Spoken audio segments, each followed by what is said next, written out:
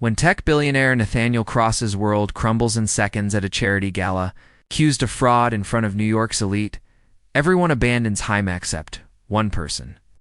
Amelia Rose, a humble bookstore owner, sees through the lies and risks everything to help a stranger. But as they uncover the truth, they realize the betrayal runs deeper than anyone imagined. Hey there, romance lovers. Tonight we dive into a world where every choice has a cost and every moment matters. Let's dig in the crystal chandeliers above, cast fractured light across the marble floor like shattered dreams. Nathaniel Cross gripped the podium edge, his knuckles white against the polished wood as 300 of New York's elite stared up at him with expectant faces. The Children's Hope Foundation Gala was supposed to be his triumph, night celebrating his $50 million donation to underprivileged schools. Technology, he began, his voice carrying across the Grand Metropolitan Hotel's ballroom, is the great equalizer of our time. Applause rippled through the crowd. Designer gowns rustled like autumn leaves. Champagne glasses caught the light as they lifted in silent toast to the youngest tech billionaire in America, at 32. Nathaniel had built Cross Industries from nothing, revolutionizing artificial intelligence and changing the world. But tonight, everything would change. From her position near the registration table, Amelia Rose watched the man everyone called untouchable. Her auburn hair caught the chandelier's glow as she sorted welcome packets with practiced efficiency. She owned a small bookstore in Brooklyn, lived in a studio apartment above it, and had volunteered tonight because the foundation's mission spoke to her heart. The wealthy donors intimidated her, but their money helped children. So she endured the sidelong glances at her consignment shop dress. Something about Nathaniel intrigued her. Behind his confident smile, she glimpsed shadows the media never captured. Loneliness, perhaps? The weight of carrying too much alone? Across the room, Jonathan Pierce adjusted his silk tie and checked his watch. 35 years old, with sharp features and calculating eyes, he had once been Nathaniel's closest friend and business partner. They'd built Cross Industries together in a garage, two dreamers with revolutionary ideas about artificial intelligence. But friendship had curdled into obsession. Jonathan never forgot standing in Nathaniel's shadow, being introduced as the other co-founder, watching his former friend receive credit for their shared vision. Tonight, after 3 years of careful planning, he would have his revenge. The briefcase at his feet contained forged documents, fabricated emails, and testimony. From paid actors posing as former Stanford researchers, the media representatives he'd secretly contacted were already positioned throughout the ballroom, cameras ready. As Nathaniel's speech reached its crescendo, Jonathan stood. His chair scraped against marble with a sound like breaking glass. Before we continued the celebration, Jonathan's voice cut through the applause. You should know the truth about your guest of honor. The ballroom fell silent. Conversations died mid-sentence. Champagne glasses froze halfway to lips. Nathaniel's blood turned to ice water. Jonathan, what are you doing? What I should have done years ago.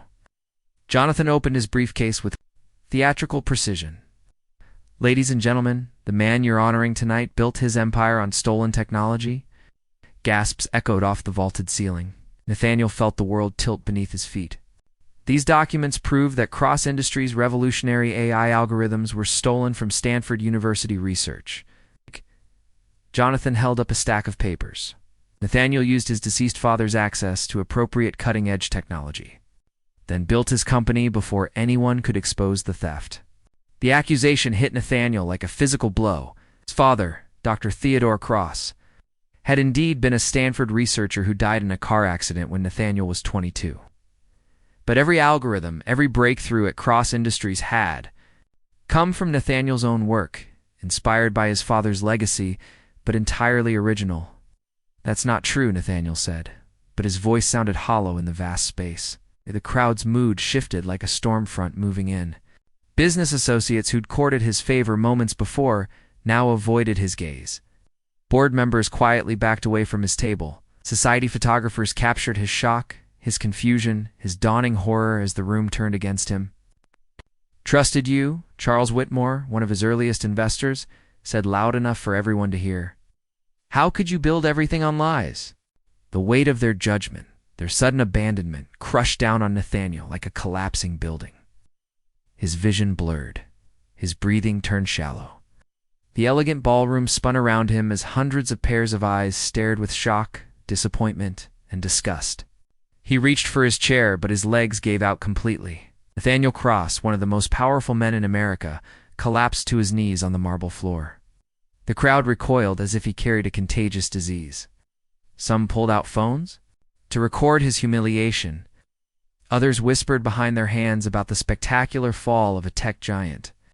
A few laughed quietly, finding entertainment in the destruction of someone they'd secretly envied.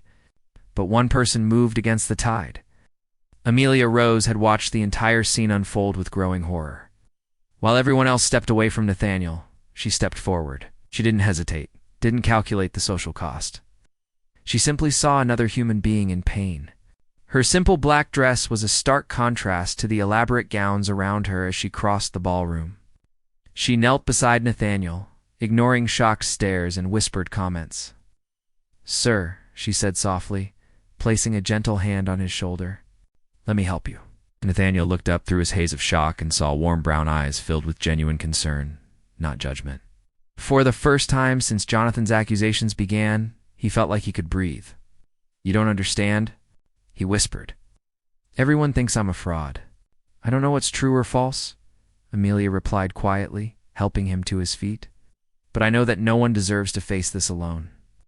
As cameras flashed around them and the crowd continued its whispered speculation, Amelia guided Nathaniel toward the ballroom's exit. Behind them, Jonathan Pierce smiled in triumph, watching his carefully orchestrated revenge unfold exactly as planned.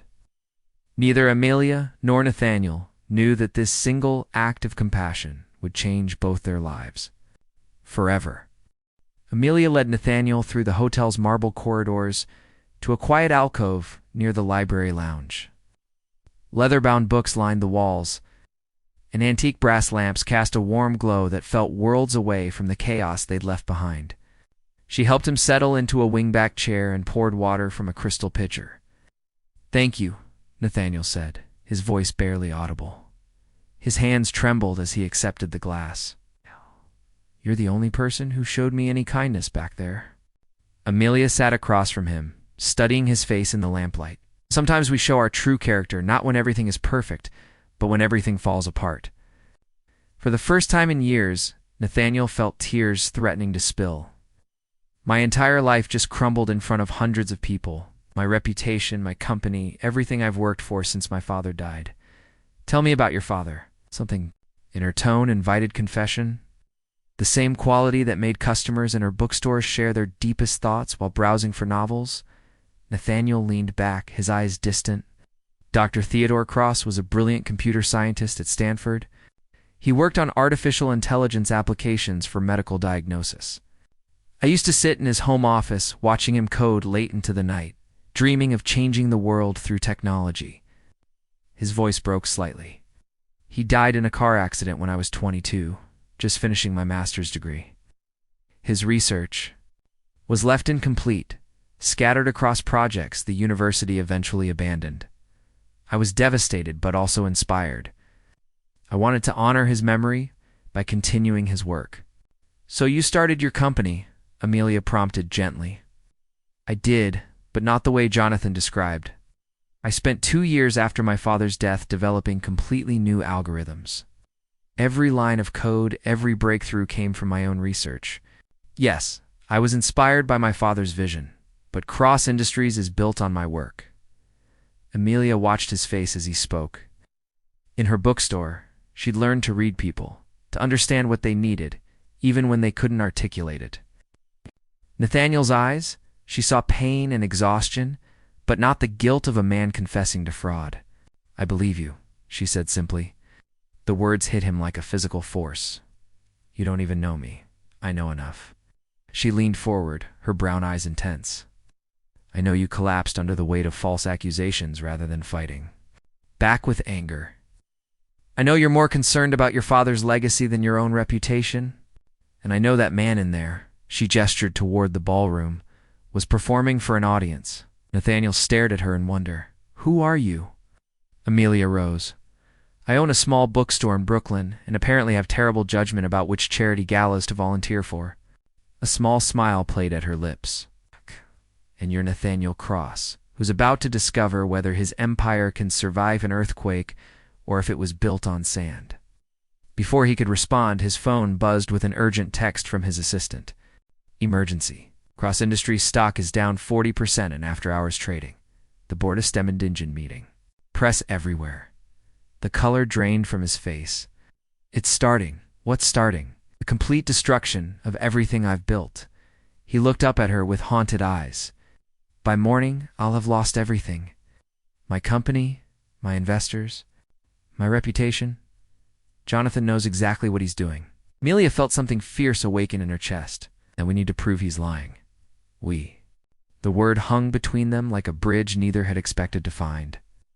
You helped a stranger when your world was falling apart, she said quietly. The least I can do is return the favor. Nathaniel's phone rang. The caller ID showed Charles Whitmore, his largest investor. With shaking hands, he answered, Charles, I can explain, no explanation needed, Nathaniel. The older man's voice was cold as winter steel. The board met in emergency session. We're freezing all assets pending investigation. Your access to company accounts, facilities, everything is suspended immediately. You're making a mistake. Jonathan is lying. The evidence looks pretty damning. I'm sorry, son, but Cross Industries can't survive this scandal. We're cutting ties. The line went dead. Nathaniel stared at the phone, as if it might spontaneously combust. What did they say? Amelia asked, though his expression already told her everything. I'm locked out of my own company. They're freezing my assets. His laugh was hollow, broken. 12 hours ago, I was worth $20 billion, and now I can't even access my own bank accounts. Amelia stood abruptly. Where do you live, penthouse? On the Upper East Side. Why? Because reporters are probably camped outside already, and you need somewhere safe to figure out your next move. She pulled out her keys. My apartment above the bookstore has a back entrance. It's not much, but it's private. Nathaniel looked at her in astonishment. You're offering to shelter a man the entire city thinks is a criminal? I'm offering to shelter a man who's been falsely accused. She met his gaze steadily. Unless you'd prefer to face the media circus alone? Outside? The hotel camera flashes exploded like lightning as news vans lined the street. Through the library lounge windows, you could see reporters interviewing departing gala guests, everyone eager to share their shock about the evening's revelations. Why? Nathaniel asked quietly. Why would you risk this for someone you just met? Amelia was quiet for a long moment, her fingers tracing the worn spine of a nearby book. When she spoke, her voice carried the weight of old pain. Because 5 years ago, my brother was falsely accused of embezzling from his company. The evidence was fabricated, but by the time the truth came out, he'd lost his job, his reputation, his fiancée. He died by suicide 6 months later. Nathaniel felt his breath catch. Amelia, I'm so sorry. I watched everyone abandon him when he needed them most. I swore I'd never stand by and watch that happen to someone else. She looked up at him with fierce determination. So no, I don't know you, but I know what it looks like when someone's life is being destroyed by lies. In that moment, Nathaniel understood that Amelia Rose wasn't just offering him shelter.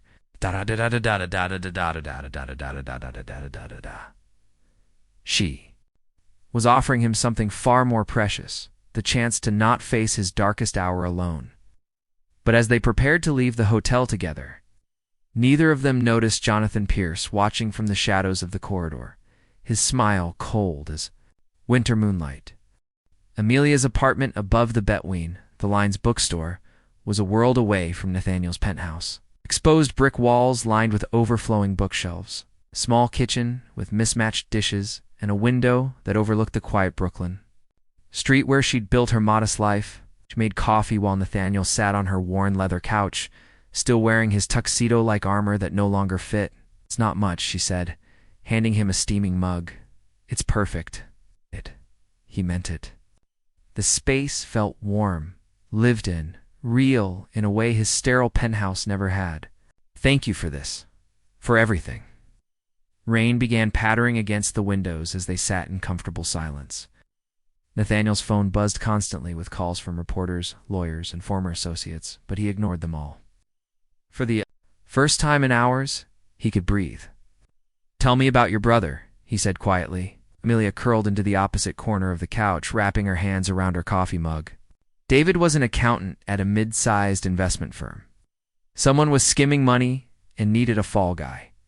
They planted evidence in his computer, forged documents with his signature. Voice grew distant. Real Thiefo was his supervisor, someone David trusted completely. Did the truth ever come out? 2 years too late? The supervisor was eventually caught stealing from another company, and the pattern became clear. But David was already gone by then. She looked up at him with eyes that held old grief. Spent those 2 years trying to prove his innocence, but no one would listen. Once you're labeled a thief, people stop seeing you as human. Nathaniel felt a chill that had nothing to do with the rain. Oh, shit. I can't imagine watching someone you love go through that. The worst part was how completely they destroyed him. Not just professionally, but personally. His fiancée left. His friends stopped calling our parents. She trailed off.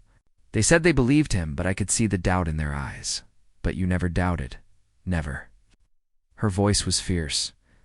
I knew my brother, just like I know you're telling the truth about Jonathan's accusations. Nathaniel studied her face in the lamplight. How can you be so certain? 'Cause liars usually have elaborate explanations. They overjustify, provide too many details. She met his gaze steadily. You just stated facts. Simple, clean, true. Before he could respond, both their phones buzzed simultaneously. Amelia glanced at hers first, and her face went pale. Is it? Nathaniel asked. She handed him her phone. A news article had just been posted. Who is the mystery woman? Nathaniel Cross's secret partner, or another victim?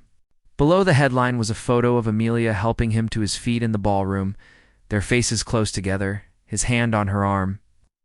The caption read, Unidentified woman assists disgraced tech mogul after fraud allegations surface at charity gala. Oh God, Amelia whispered. They're going to dig into my life, my bookstore, everything.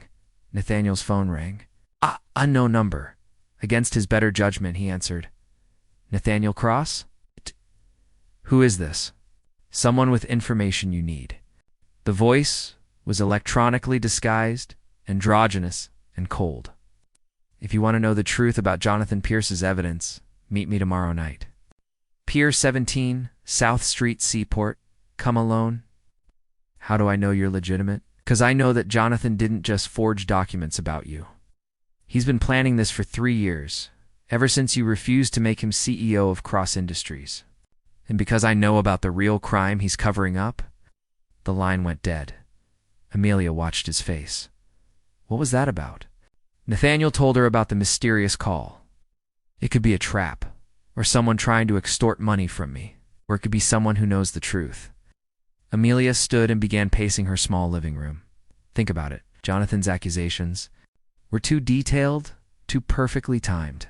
He had media contacts positioned, documents ready. That level of coordination takes resources and planning. 3 years of planning, according to the caller. Which means he's been building this case against you for 3 years. But why now? What changed? Nathaniel thought back to recent months. 6 weeks ago, I announced Cross Industries was going public. The IPO was set for next month, valued at $50 billion. And Jonathan's shares. He sold most of his stake years ago when he left the company. If the IPO happened, he'd watch me become the youngest person to ever take a company public at that valuation while he... Nathaniel's eyes widened. Oh! He got nothing.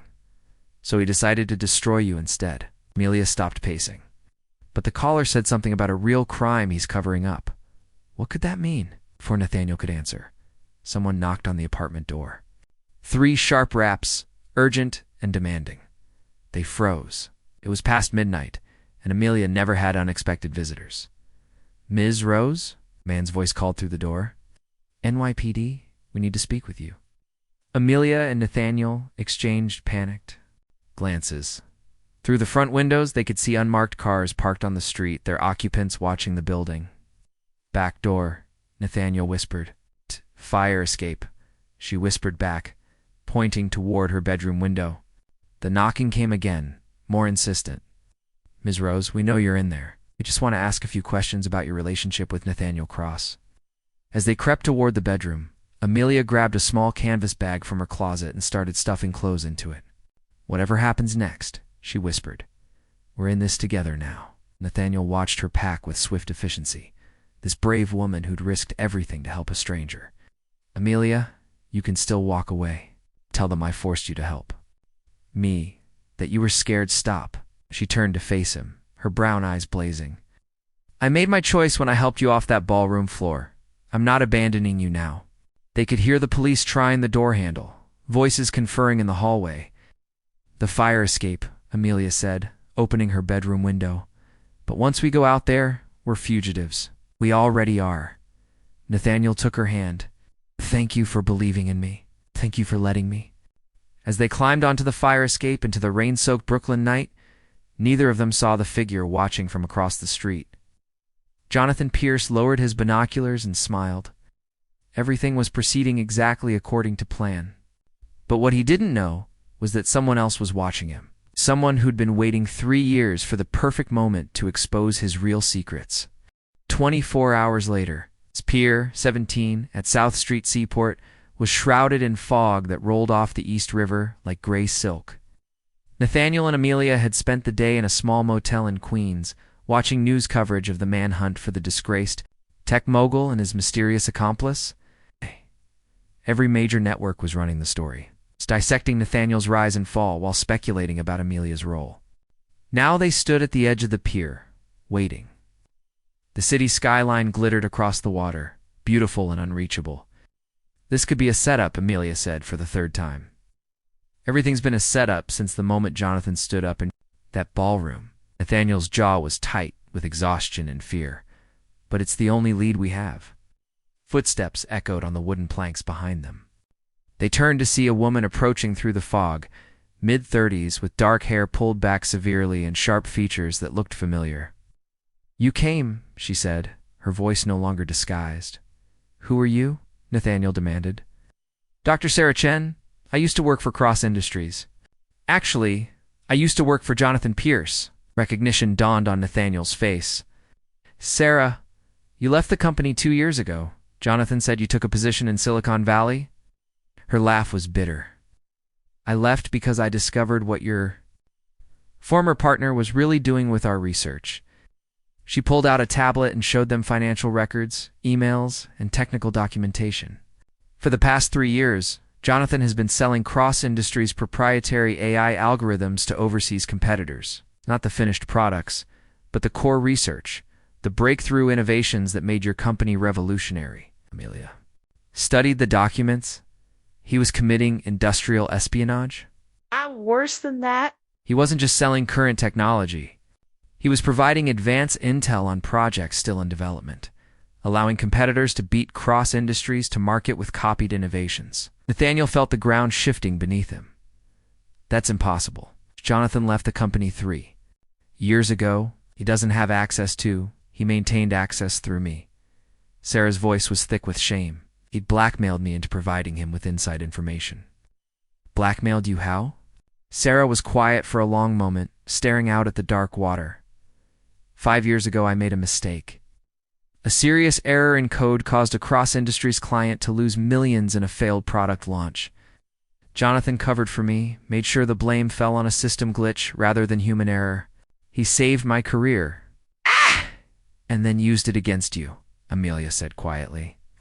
3 years ago, when he left Cross Industries, he came to me with an ultimatum: provide him with inside information on new projects, or he'd reveal my role in the earlier failure. I'd lose everything, probably face criminal charges. Nathaniel ran his hands through his hair. So you've been feeding him intelligence this entire time? I'm sorry, Sarah whispered. No, that doesn't help you now, but I'm so sorry. I watched him destroy your reputation with lies while I had evidence of his real crimes. Why didn't it? You come forward sooner, Amelia asked. Because I was a coward. Because I valued my own career over the truth. Tears gleamed in her eyes. But when I saw what he did to you at that gala, how completely he destroyed you with fabricated evidence, while he's the real criminal, I couldn't live with it anymore.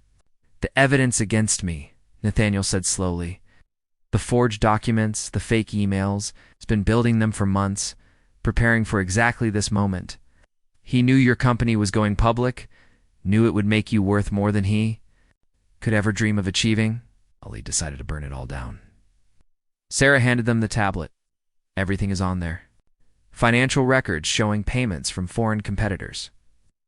Email correspondence proving the theft. Even recordings of phone calls where Jonathan discusses the scheme. This could clear my name, Nathaniel breathed. It could send Jonathan to prison for decades, Sarah replied. Industrial espionage, fraud, conspiracy. The FBI has been investigating similar cases of stolen AI technology. They'll be very interested in this evidence. Amelia was studying the timeline on the documents. Wait, look at these dates. Some of the thefts happened after Jonathan's accusations against Nathaniel.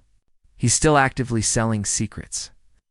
The company lockdown didn't affect his sources, Sarah explained. He still has other people inside Cross Industries, people who don't know they're feeding information to a traitor. Nathaniel felt a cold fury building in his chest. Destroyed my reputation, froze my assets, turned the whole world against me, while he was the one committing the real crimes. There's more, Sarah said quietly. The original research Jonathan claimed you stole. From Stanford? It exists, but not the way he described. Your father's work was indeed groundbreaking, but it was all published, public domain research. Anyone could have built on it legally. Jonathan knew that, but he also knew most people wouldn't bother to verify his claims. So the accusations were pure fabrication. Every single word. Sarah met his eyes. Your father would be proud of what you built, Nathaniel. You honored his legacy in the best possible way. For the first time in 2 days, Nathaniel felt like he could breathe fully. But the relief was tempered by a terrible realization. If we expose Jonathan, the scandal will still destroy Cross Industries, he said. The company won't survive being associated with espionage, even if I'm exonerated. But you'll be free, Amelia said. Your reputation will be restored. At the cost of thousands of jobs, billions in investor losses, and the destruction of everything my father inspired me to create? Nathaniel looked out at the city skyline. Jonathan wins either way? Sarah was quiet for a moment. Then she said, Unless we're very careful about how we expose him. What do you mean? Jonathan's crimes are separate from Cross Industries. If we present the evidence correctly, we can show that he was a rogue actor working against the company, not representing it. You could actually emerge from this stronger than before. How? By positioning yourself as the victim who uncovered and stopped a massive espionage operation. CEO who sacrificed his personal reputation to protect American technology from foreign theft. Amelia's eyes widened. Turn the whole narrative around. Instead of the disgraced mogul, you become the whistleblower hero. It could work, Sarah said, but we'd need to move fast. Jonathan is probably planning his next move right now, as if summoned by her words. Nathaniel's phone buzzed with a text from an unknown number. I know you met with Sarah Chen tonight. Big mistake. Check your email in 5 minutes if you want to save your girlfriend's life. The three of them stared at the message in horror. He's been watching us, Amelia whispered. How could he know about Sarah? Nathaniel demanded. Sarah's face had gone white. Because he's not working alone. He never was. The espionage operation is bigger than I realized. Nathaniel's email chimed. The message contained a single photo. Amelia entering her bookstore that morning, taken with a telephoto lens. Below it, a simple message. She's beautiful. Would be a shame if something happened to her. Pier 17, tomorrow night alone. Bring Sarah's evidence, or watch your new life burn along with your old one. And Amelia along with it. We're calling the FBI, Nathaniel said immediately. No, Amelia said quietly. If he's been planning this for 3 years and has people inside Cross Industries, he might have contacts in law enforcement too. We can't risk it. So what do we do? Sarah was studying the threatening message. We give him what he wants, but not the way he expects. What do you mean? She smiled, and for the first time that night, it looked genuine. We give him the evidence, all of it. We make sure the whole world is watching when we do. The next evening, Pier 17 was no longer shrouded in fog. Clear skies revealed the glittering Manhattan skyline. And more importantly, the news vans positioned at strategic points around the seaport. Sarah had spent the day making calls to journalists, FBI contacts, and former Cross Industries colleagues. By sunset, half the media in New York knew something significant was about to happen. Nathaniel stood at the end of the pier, alone, as Jonathan had demanded. But he wasn't truly alone. Amelia was positioned with Sarah in a restaurant overlooking the water, both wearing wireless earpieces. FBI agents, convinced by Sarah's evidence, were disguised as tourists throughout the area. And most crucially, every major news network had cameras trained on the pier. "Can you hear me?" Nathaniel murmured into his hidden microphone. Loud and clear, Amelia's voice came through his earpiece. "He's approaching from the south." "Jonathan." Pierce emerged from the shadows, no longer wearing his usual expensive suits. Jeans and a dark jacket made him look like any other New Yorker, but his eyes held the same calculating intensity that had haunted Nathaniel's nightmares. "You came," Jonathan said, stopping 10 feet away. "You threatened someone I care about." "Of course I came." "Someone you care about?" Jonathan laughed. "You've known her for 3 days, Nathaniel. Though I suppose when your entire world collapses, you grab onto whatever comfort you can find." "Where's the evidence?" Nathaniel kept his voice steady, aware that dozens of microphones were picking up every word. "First, you're going to do something for me?" Jonathan pulled out his phone and started recording. "On camera, tell the world that everything I said at the gala was true, that you built Cross Industries on stolen technology and have been lying about it for years. And if I don't, then your little bookstore owner has a very unfortunate accident. Maybe a gas leak in her apartment. Maybe a mugging gone wrong. These things happen in Brooklyn." Nathaniel felt rage burning in his chest, but he kept his expression neutral. "You really think I'd confess to crimes I didn't commit just to save one person? I think you've changed, old friend. The ruthless businessman who stole his father's? Research might not have cared, but the man who collapsed on a ballroom floor, who spent 2 days hiding in a Queens motel with a woman he barely knows." Jonathan smiled coldly. "Yes, I think you'd confess." "You're right about one thing," Nathaniel said quietly. "I've changed." He pulled out his own phone and held it up. "I am confessing, but not to the crimes you fabricated." Jonathan's smile faltered. "What are you talking about?" "I'm confessing that I was blind to what my former partner was really doing. That while I was building Cross Industries into a revolutionary company, Jonathan Pierce was selling our secrets to foreign competitors. That's not I'm confessing that I failed to see the industrial espionage happening under my nose. That I trusted someone who was betraying everything we built together." Jonathan's face went white. "You have no proof of that." "Actually, I do." Sarah Chen stepped out of the shadows behind Jonathan, flanked by 2 FBI agents. "Hello, Jonathan. I believe you've been expecting this evidence." She held up the tablet containing 3 years of documented espionage. Financial records, email, correspondence, recorded phone calls, everything. Jonathan spun around, his calculating composure finally cracking. "Sarah, the word you're looking for is whistleblower," she said calmly. "Though I prefer someone who finally grew a conscience." All around the pier, FBI agents emerged from their hiding places. News cameras zoomed in as Jonathan realized he was surrounded. The trap he'd set for Nathaniel had become his own prison. "This is impossible," he whispered. "I planned for everything." "You planned to destroy an innocent man while covering up your own crimes?" Nathaniel said. "But you made one crucial mistake." "What's that?" "You underestimated the power of people who actually care about the truth." As FBI agents moved to arrest Jonathan, he made one last desperate play. "You think this clears you?" "Even if I go down, Cross Industries is finished. The scandal will destroy everything anyway." "Maybe," Nathaniel replied. "But I'd rather lose my company with honor than keep it built on lies." "You always were naive." Jonathan's voice dripped with contempt as handcuffs clicked around his wrists. You could have been pragmatic, could have shared the credit, could have made me CEO when I deserved it. Instead, you threw it all away for principles. No, Nathaniel said quietly. I threw away a friendship for principles. The company was built on something real. As Jonathan was led away, still ranting about betrayal and missed opportunities, Amelia appeared at Nathaniel's side. But the FBI agents had given their statements to the press, confirming that Cross Industries had been the victim of espionage, not the perpetrator. The narrative was already shifting in real time as reporters updated their stories. Is it over? Amelia asked. The criminal case is just beginning, Nathaniel replied, watching the news crews pack up their equipment. But the lies? Yes, those are finally over.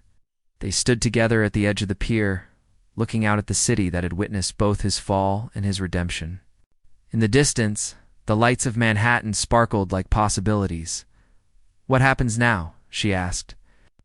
Now I find out if Cross Industries can survive the truth. He turned to face her.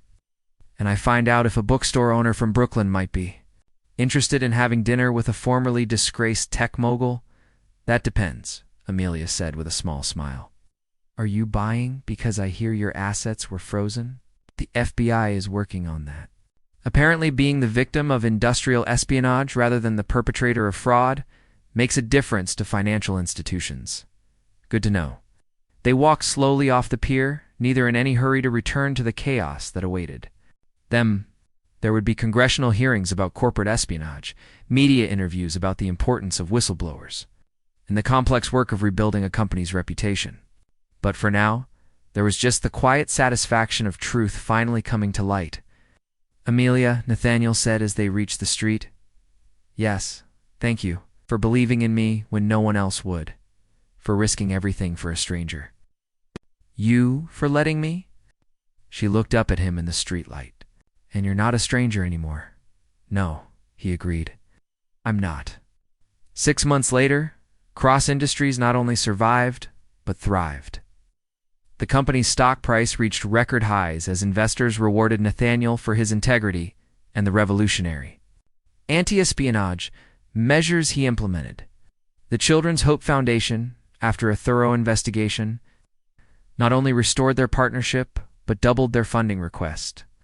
Jonathan Pierce was sentenced to 15 years in federal prison for industrial espionage, conspiracy, and attempted extortion.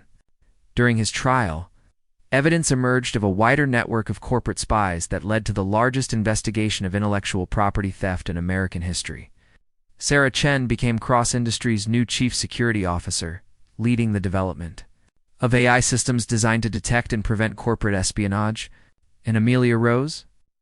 She expanded between the lines into a small chain of independent bookstores, each one hosting technology literacy programs funded by Cross Industries. She and Nathaniel were married in a small ceremony at the original Brooklyn location, surrounded by books and the friends who had stood by them when the world fell apart. The wedding photo that ran in the business section showed them laughing together among the stacks, her hand in his, both of them looking toward a future built not on the shifting foundations of wealth and reputation, but on the solid ground of trust, truth, and love that had been tested in fire and emerged unbroken. Sometimes the best stories, Amelia often told her customers, begin not with once upon a time, but with once upon a choice. The choice to stand when others fall too, believe when others doubt, to love when others abandon hope. Sometimes if you're very brave and very lucky, that choice changes everything. The end.